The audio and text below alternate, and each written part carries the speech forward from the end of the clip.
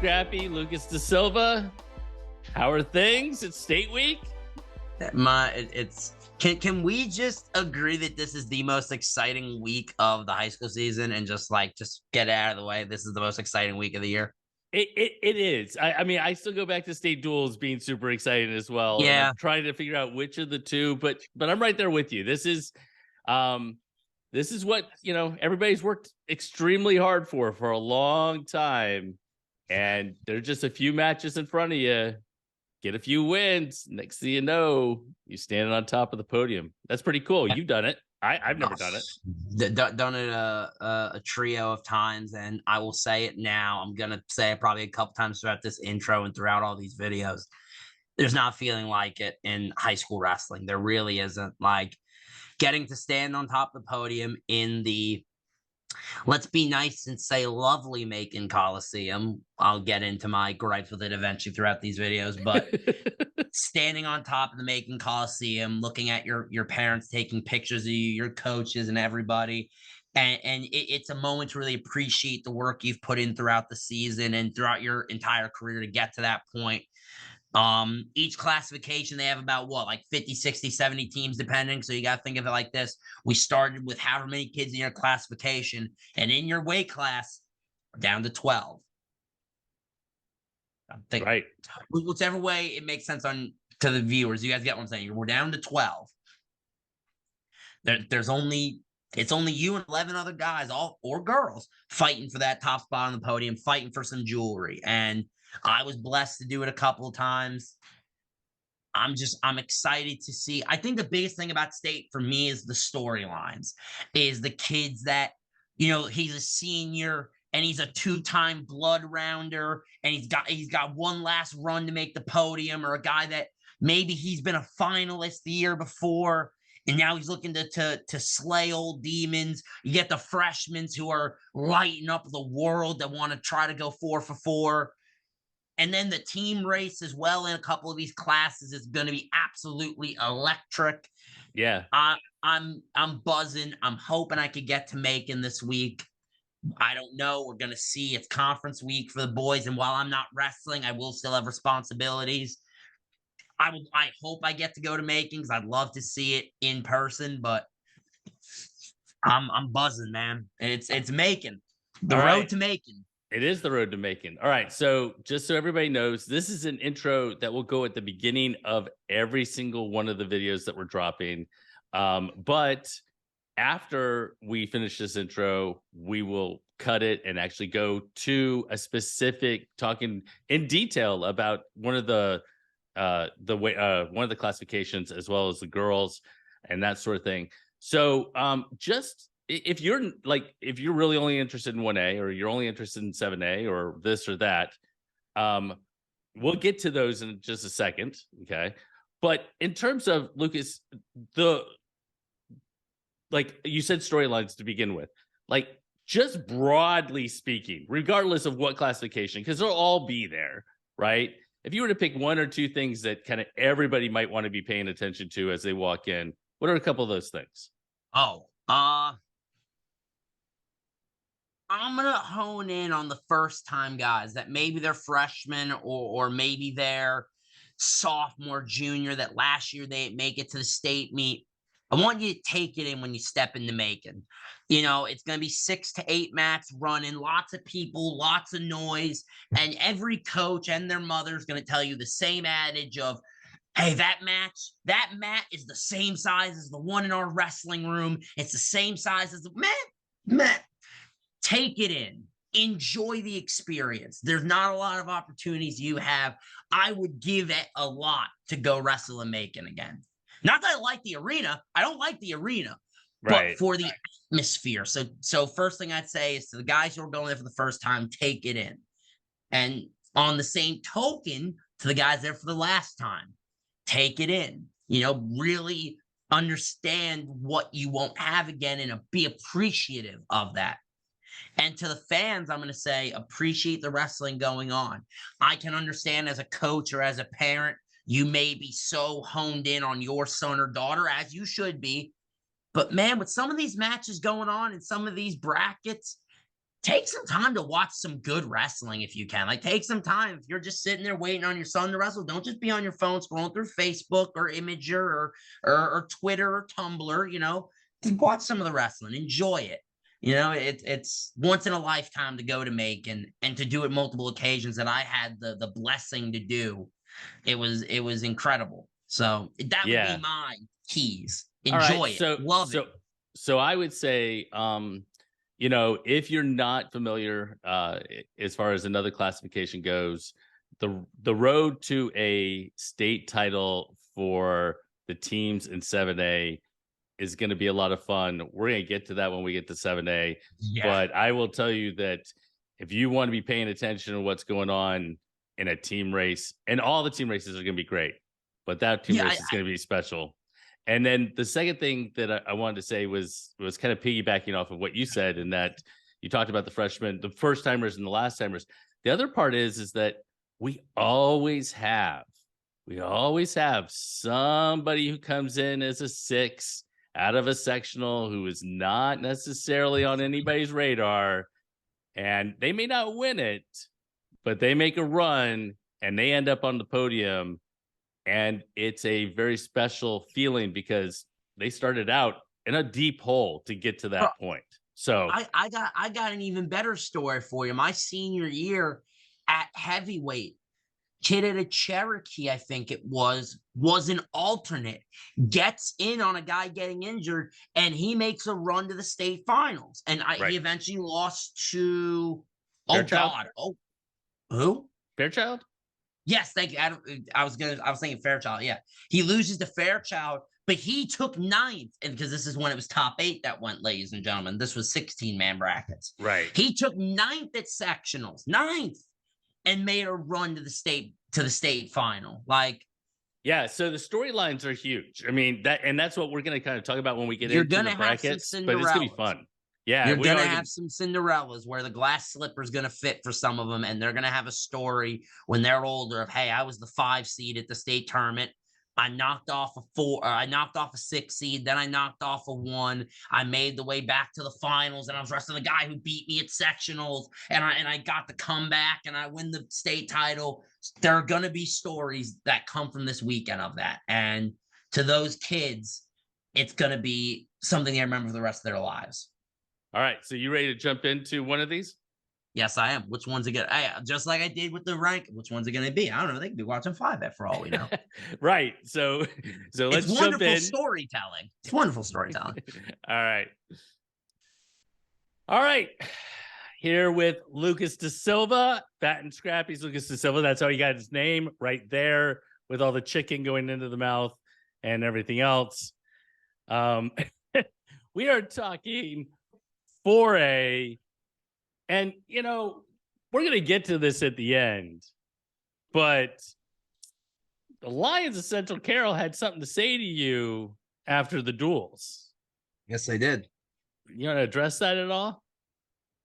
Gladly. So let me make something clear to all of Central Carroll. I love you guys. Genuinely, like a lot of those kids I've known a long time. The Hoffmans of the world, the Sheffields of the world, I've known them for years. But what you did was uncalled for. It was heinous. It was egregious. It was OD. There should be sanctions brought up upon you for that. That was unnecessary, but funny as all hell. I'm not going to lie. That was funny. It was funny. I thought it was great, personally. And you posted it. Of course I posted it. Not a story. You put it now. Yeah, on my feed, son. No, it had to be. It had to be posted. I mean, that was perfect. I thought it was very well done. It was incredible. It was incredible. I'm not mad at it. It was just funny. All right, so we didn't explain this on the girls one, but or in the intro, but I wanted to explain. We're going to start randomly here throughout, just like it's a duel. And for the 4A group, we're starting at 215. So that's where we started in 1A. We started at 285 in 1A. Oh. We finished with Hope Po Hogan, remember? You're right. Yes, you are right. I am right. All right. So 215. We've got um we've got quite a crew here. So Yeah. um we've got Scott, Kaufman, Bias, and Warren are your basic contenders. And we can say, and I'm gonna go ahead and say this right up front. They are the contenders because I think it was last year. Yeah, last year, 14 state champions, every single one of them was a sectional champ. Hmm. Every single one of them. So if we run across a non-section champ winning it, you need to let me know, okay? I will be sure to let you know. In fact, hey, depending on how frisky I'm feeling, we might get one here. All right. Well, and that was going to be my question because, I mean, Isaiah Scott, he won 3-2 over Ty Bias. Like, we're talking a very close section What happened final. with Warren and Kaufman? 3-1, Warren won. So this Yes. is a good weight where it's not beyond the realm of possibility that a section runner-up could take it. Before we get to your pick here, though, is there anything else? Or for me, it is really those top four that kind of stand out. No, I do think it is these top four that stand out. I think these are the four that you're going to see in your or sorry, I know we place it, but the ones wrestling for your top four. I know that we double forfeit fifth to sixth because Georgia loves wrestling. Give me This is a tough one. This is a tough one to start with. Walnut Grove's own Parker Warren. Think he's going to win a state title. Give me Aiden Kaufman and meet him there in the finals. Okay. All right. I think I really think you could try to flip a coin and you would get, The thing is, so close. I look at Scott and Scott's undefeated, but I think Kaufman's a bad matchup for him. I think he would have been better off seeing Warren out of that section. Let me ask you a question before we go to 285. And that Yes, is sir. when you wrestled and when I wrestled, if you won section, it was regions where I wrestled, but it doesn't matter. Same idea. It's the same round. Right. When you get to the state tournament, you didn't get a bye in the first round of the state tournament. I would think that'd be terrible. I wouldn't want to bye. I'll tell you how bad it was. I had, in my opinion, the two worst years of my career where I wrestled the worst at state, still winning state titles, might I add, were the one match a day. Where it was a four. Bro, it was so bad in the making. Now, I remember that. Fat and Scrappy. Thank God I was fat and scrappy, so I didn't have to worry about making weight. But to the guys on my team that had to make weight, yeah, that's brutal, isn't it? That is brutal. All right, jumping to 285. We saw a fantastic matchup last weekend at sectionals. Caleb Pruitt over Christian Bell. Christian Bell returning to 20-pound state champion. You and I talked about this before the weekend. Yes, we did. You did say you thought Caleb Pruitt would take the win. I will verify that is what you said, and he did. It was a good match, though. So, oh no, well that's because Christian Bell can bang with best of them. Don't get this twisted. This is not right. Let me make something very clear about my view on Caleb Pruitt, because people ragdolled me at the start of the year because how high I had him. Let me explain something to you. This kid to me is a super talented wrestler, wrestles like a lighter weight, but he has true heavyweight size. He's unsigned as far as I know, so some school's going to pick up this kid and get a diamond in the rough. Hey, maybe. Caleb, you know where to hit my line. You know where to hit my line, Caleb. You know where to get me. Bell is a fantastic wrestler, but I think stylistically it's a bad matchup. Now, what fascinates me is you have two fantastic coaching staffs in Stoudemeyer and Marcus Fletcher, aka Blackbeard, aka the only coach I've given a yellow card to at East Hall. And of course, you have Maldonado and the Loveteers, and we know that crew. We know them. Both of these two are going to make the adjustments needed because I know the way both them think. They both are thinking, I'm going to get back to the finals and I'm going to see him again. Now that is not to disrespect Caleb To Sharoon? Caleb out of Central Carroll. Jerome Johnson. This is not to disrespect any of them in any way, shape, or form. They are solid wrestlers in their own right. Especially Jerome Johnson. Shout out to him. Freshman champion at 285? Freshman, Uh-huh. 285. Stevenson, you might have just come upon your diamond in the rough the next couple years at the heavyweights, but I think we're going to see a Pruitt-Bell rematch, and give me Team Fat and Scrappy's own Caleb Pruitt. All right. So I'm glad you actually brought up. I'm glad you brought up the freshman in Jerome Johnson, because last year in 4A there was one freshman state champion, Ollie Webb, and he's back in the brackets, down obviously much lighter, but we got a freshman here at 285, and we're getting ready to turn the corner to 106, where we're going to see a lot more freshmen down below, who have a real legit shot at taking a title. So as we jump to 106, I mean, let's be honest. Our little Gabe Swan from Central Carroll has looked fantastic. I know he's not undefeated. I know that record is incorrect, because but look at the guys he went and wrestled. No, absolutely. I'm just saying, I know that the record's incorrect because I watched him lose up at Holy Angels. Yeah. But that's not a slight on him. I mean, he wrestled some of the best freaking competition around. And in my opinion, he beat Tate Thomas, who was a state placer. He has got to be your favorite at 106 pounds. I couldn't agree more, but I would be remiss if I didn't mention down on the bottom side of the bracket, you have Noah Chastain and Sonoraville who can bang. You got Tate Thomas in there, and you got Patrick Smythe, who I'm a fan of, and I've made very clear. For Lovett, he needs to get to the finals. I don't care if he gets beat black and blue, stuck in 2 seconds by Swan.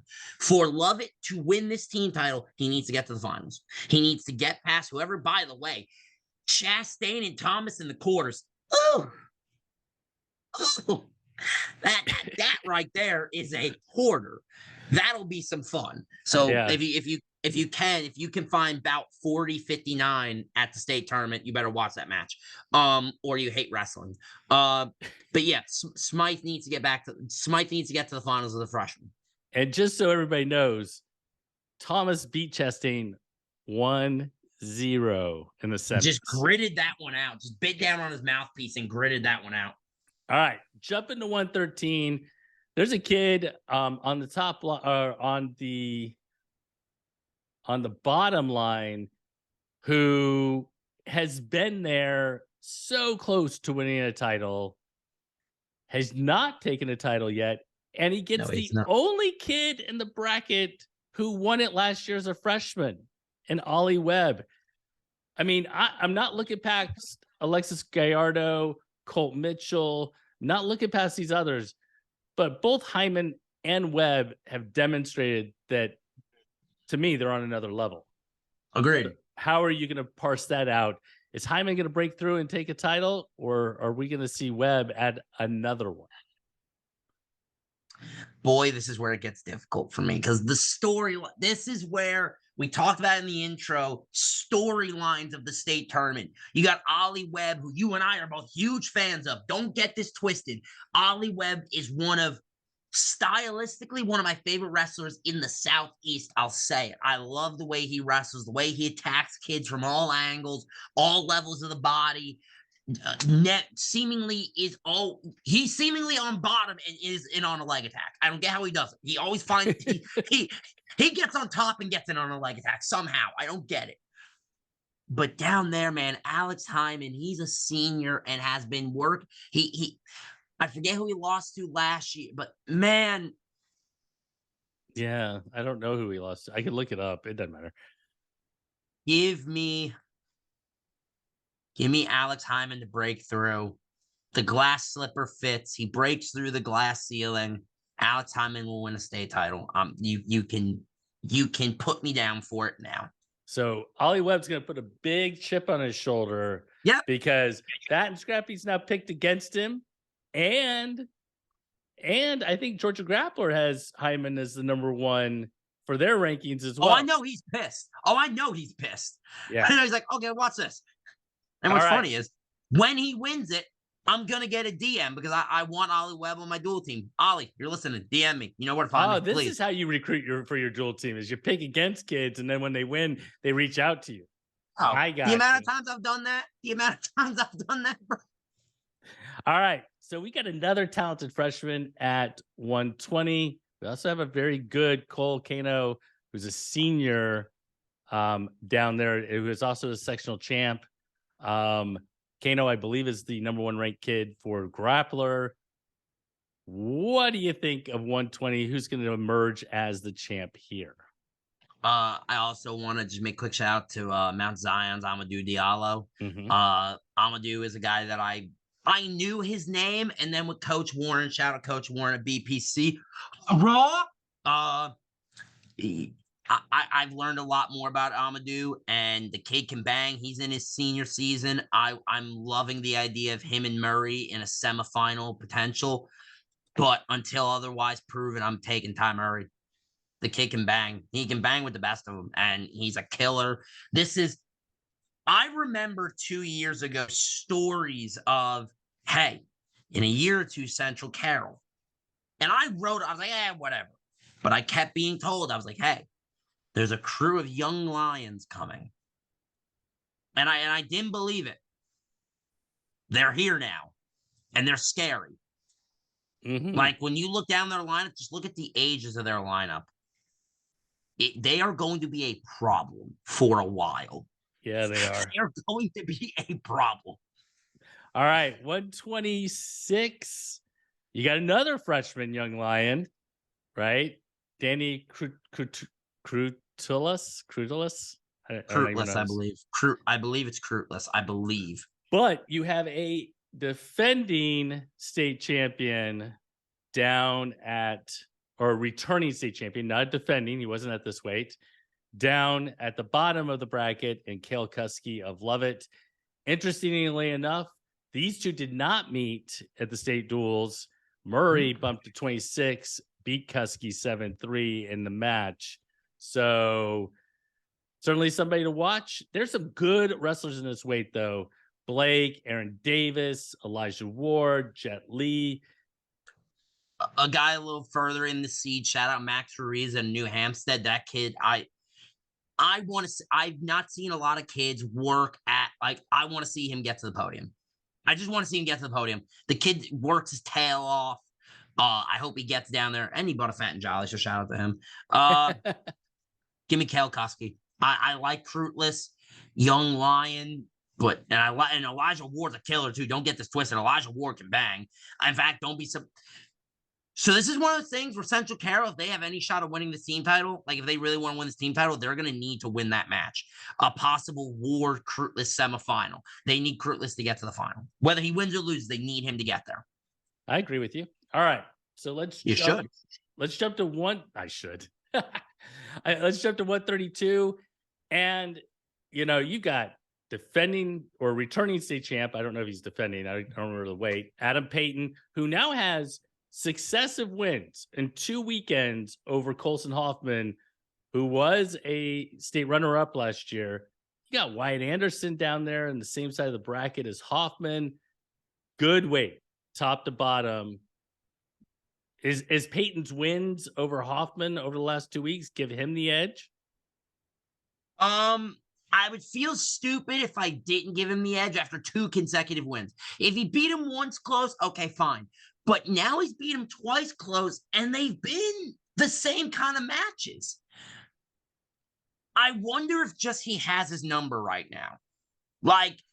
And listen, Colson Hoffman is a stud. Do not get that twisted. Kid is a stud and has a bright, bright future ahead of him. Like, that's the thing, is it's when we start looking at these real state brackets, I start really thinking about, Georgia's got a great future ahead of itself. When you really start looking at it, when you look at the youth in the state and how it's developing, lots of studs coming in the state and lots of guys building the right way. Central Carroll's a great example of that. As of now, today, I'm picking Adam Payton. Kid, I like the kid. Seemingly is wrestling studs every weekend. But hey, for the sake of team score implications, let's keep our eyes on Jack Gagan out of Lovett. He's in the the 6 spot, so he's probably not going to make a deep run. But hey, if you're Love It, you need him to take a match or two on the backside, maybe get to that 5th place spot because he has wins over guys ahead of him. He does. He has wins over guys that are placed ahead of him. Well, and the same thing is true for Hoffman on the bottom because Wyatt Anderson's tough. And while I think Hoffman probably has the edge, Central Carroll needs it. Agreed. No, I agree. This basically, for either one of them to win, this needs to turn into a Central Carroll Love It dual meet in the finals. Yeah, as much as possible. Absolutely. That's as much as possible, obviously, like as much as reasonably found. All right. So 138 section champ Jaden Hammonds up top. Bottom, you've got Jake Kennedy, who, boy, 2 years ago, I think he got injured and was out. Last year, I think he made the podium and took 6th. Has a really good Andrew Dietz from Heritage on the same side of the bracket. Aiden Ingram, state, was he a runner-up? State placer last year. So we're talking again, another really pretty good bracket. I don't know as much about Jaden Hammonds as maybe I should. So what do you think? I actually know a decent bit about Jaden Hammonds. The kid can bang. He beat Dietz, and my score was what it was. He controlled that match. I like this Hammonds kid. In fact, Jaden or anyone of Southwest DeKalb, if you could get Jaden Hammonds in contact with me or Fat and Scrappy, I would appreciate that. And not only for me, for Bruton Parker, I'd be very interested in his whether he has the prospect of wrestling in college. Always out recruiting. Always out recruiting. So who wins? Who wins? Give me Jaden Hammonds, but I'm gonna say this: the 2 semifinal matches in total, I think, are separated by less than 3 points. Or less than 4. I think someone will win by 2, someone will win by 1. Like, I think that both those matches are going to be absolute barn burners. And I don't want to keep throwing this out there. I really don't. But I'm going to keep nailing everybody's head. For Love It, you need Kennedy in the finals. Mm-hmm. This is an opportunity to really steal some points on Central Carroll. Because no disrespect to William White, he's not Ty Murray. He's not Gabe Swan. He's not going to get to the finals unless Cinderella, which is possible. Anyone can win on any given day. Ask Genevieve Ann. But she's gonna power bomb me. But in the grand scheme of things, for Love It, you need him in the finals just so that you can get that oomph. You get the extra points. And I'll tell you what, I mean, he has a legit shot to win. You didn't pick him, but no, he does. He does. So if he can get the win, that would be huge for Love It. Agreed. Yes. No, I agree 100%. All right. Especially when you look at 144. Look at what school is not represented. Right. So they need to make headway where they can. Exactly. All right. So at 144, I think he's returning state champ, Connor Free, North Hall. Is he a state champ? Maybe. For some reason, I'm thinking he was a runner-up. I think he's a runner-up for some reason, but you might be right. Let me see here.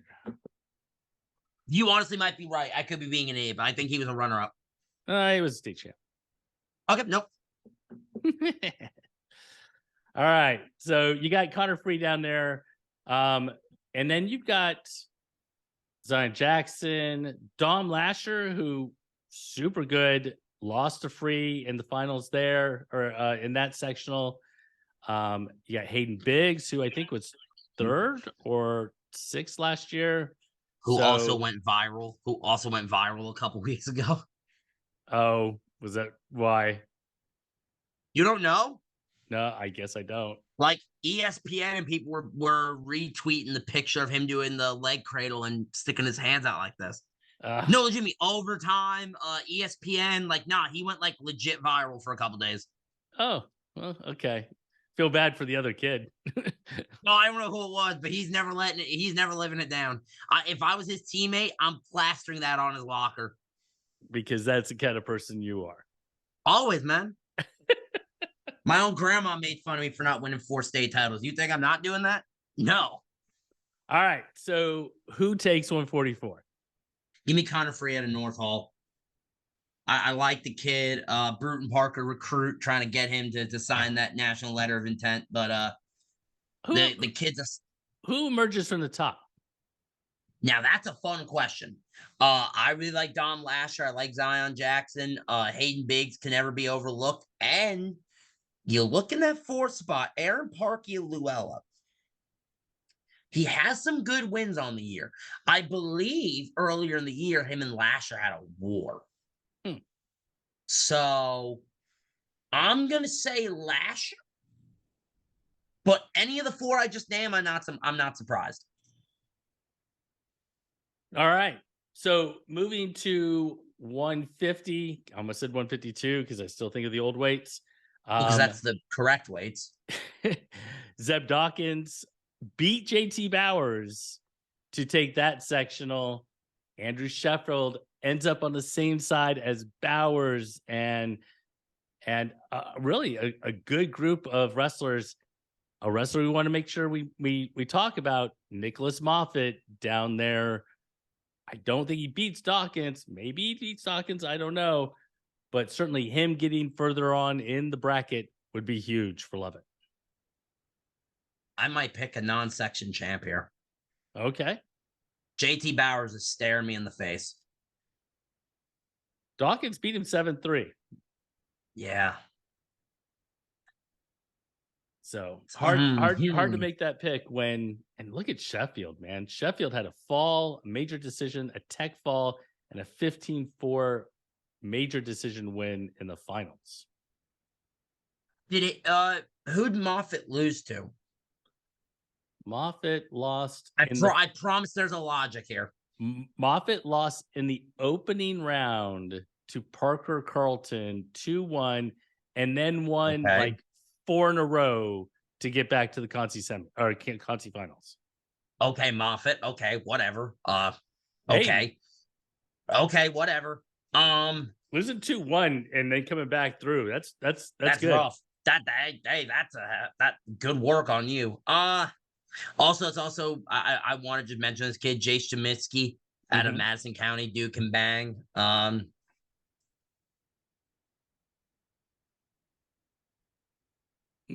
Give me Zeb Dawkins.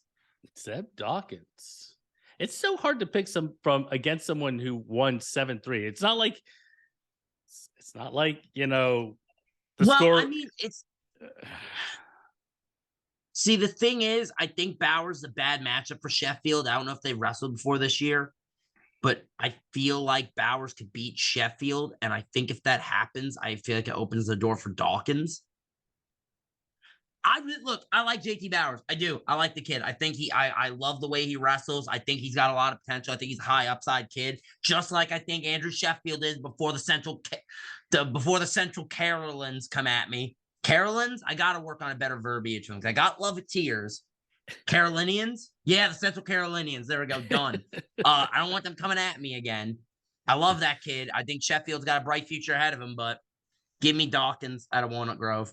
All right, 157. We've got Darren Smith, Southwest DeKalb. Tim Dunn, who won in sudden victory over Joey Carew. That's how I've always said it. Again, I don't know. I just look into the top side, and it looks like not to take anything away from the bottom side, but Dunn has wrestled exceptionally well. Who's going to emerge from the top side? First off, you talk about the top side. Let's talk about Gareth Aderhold. Not a lot of people know him. He's a TWW original. He's one of the boys that was with me and Doug Peppers, the Standards brothers. Oh God, why am I losing my mind? Jackson Wheeler, and we were in the Loganville High School basketball gym with Coach Robert Klein. So shout out to Aderhold. He's really the last of the OGs. I really like Joey Carew, man. Yeah, he's pretty As a tough. matter of fact, I really like Joey Carew. So you're gonna take a 3 or a 2 to win? Yeah. All right. Carew made me look like a genius. Okay. All right.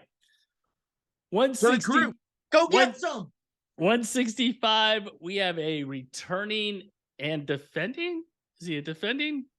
I think he's defending. Well, is it that weight? Well, it'd be 65. He was at 52. Yeah, you can't call Don't any count. defending because the weight classes are changed. No, if it was 60, I'd call him defending. If it was 60, he's at 52 though. All right. So Chris Mance, who's wrestled exceptionally well.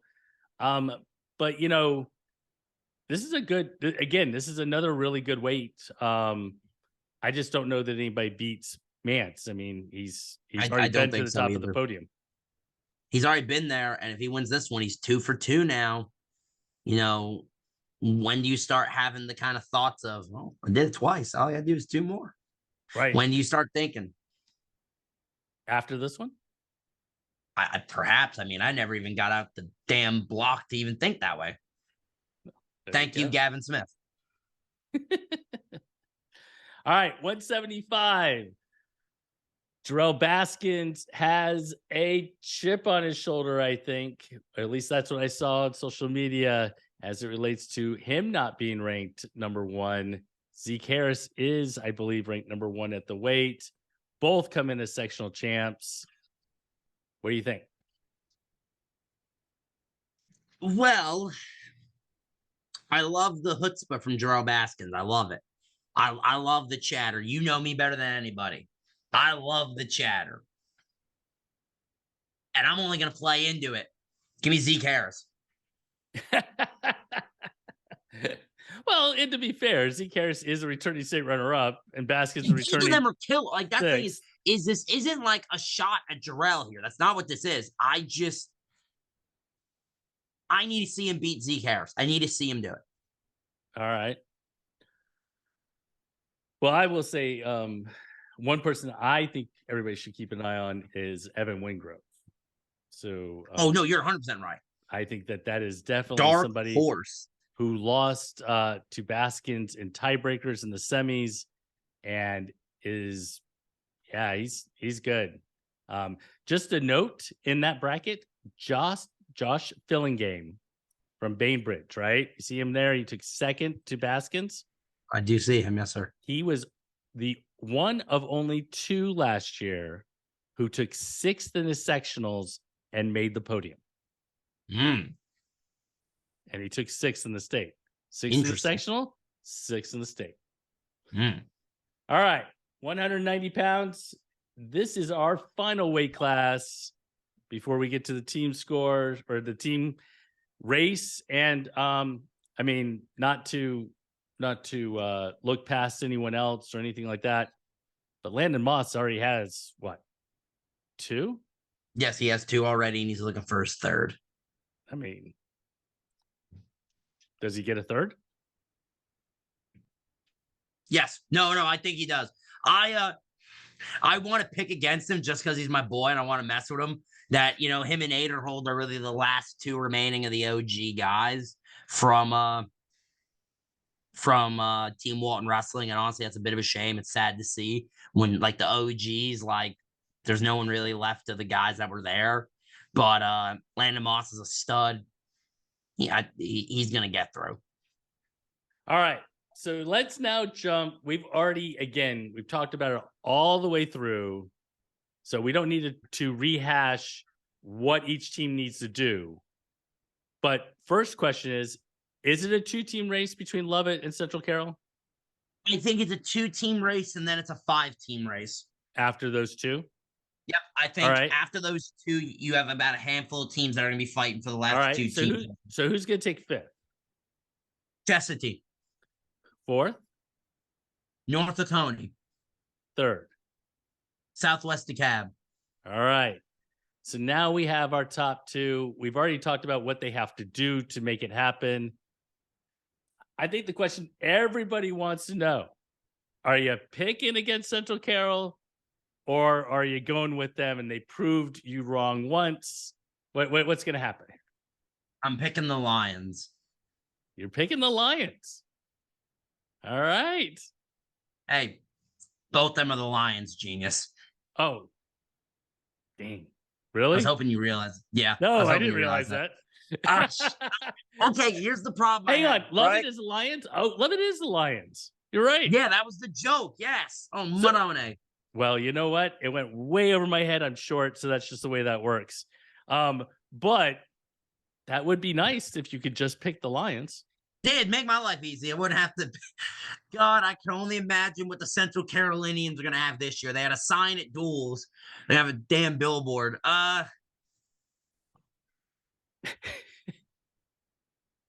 My gut is telling me one thing. My brain is telling me another. I'm gonna go with my gut. Fool me once. Shame on you. If fool me, we can't get fooled again. I'm going with Central Carroll Okay. to take runners up.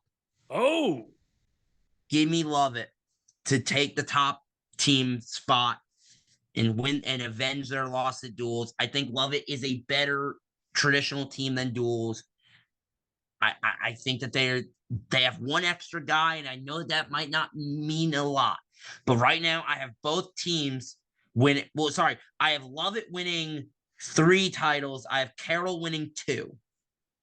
And the thing is, I have each of them getting at least another 1 or 2 into the finals. Give me Lovett, man. My top 5: Lovett, Carroll, Southwest Cab, North Laconia, Chestatee. Hold me to that. wow. Okay. All right. So that was went over my head, and then I was surprised, and then I mean, but you know what? That might actually describe the entire tournament coming up, because I think the two teams will be that close. It could be a roller coaster ride. Don't be surprised if we head into the finals not knowing what the hell's going to happen, and as matches happen, it flips and goes back and forth.